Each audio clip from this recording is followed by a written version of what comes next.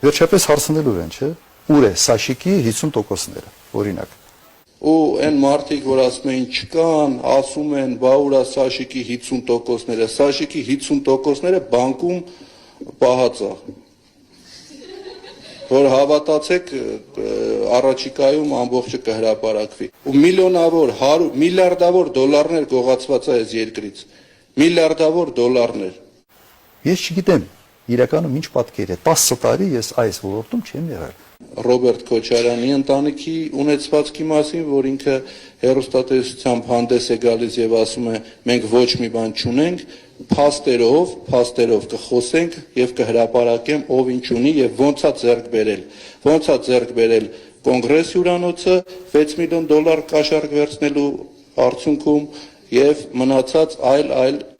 ունեցվածքները։ Բաժնետերերի մեջ չի նշանակում, որ պետք է մարդուն ստիպեն, որ 6 միլիոն դոլար փող տա իրանք էլ տանեն, ձեզ կտան 6 միլիոն դոլար հենց ընենց։ Ես չգիտեմ։ Որ մեկին կտան։ Ես չգիտեմ։ Այն ինչ որ իմ ժամանակ ստեղծվել է, կամ սեփական աշնորհը, կամ ինչ որ դրսի ներդրողներն են եկել մի պրոյեկտի մեջ, բոլոր այդ պրոյեկտները կապում են իմ հետ։ Եվ Քոչարյանի ընտանիքը վերջում դառնում սեփականատեր։ Ունենք գումարի սկզբնաղբյուրը, որտեղից այդ գումարը ի հայտ եկավ, եւ ունենք այդ գումարը ոնց փոխանցվեց Ռոբերտ Քոչարյանի ընտանիքին։ Մարդկանց գրպանը փող ընկավ, այդ տարիներին ընկավ։ Այդ ամենը շուռ են տալիս իմ դեմ։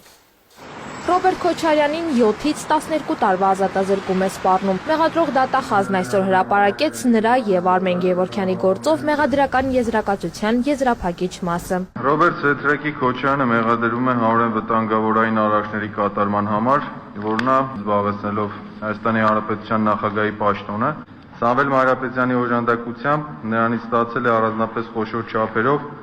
3 միլիոն ԱՄՆ դոլար կաշառք։ Ես իսկապես չեմ հասկանում այս մեղադրանքի էությունը։ Մարդկանց գրպանը փող ընկավ, այդ տարիներին ընկավ։ Ռևոլյուցիայի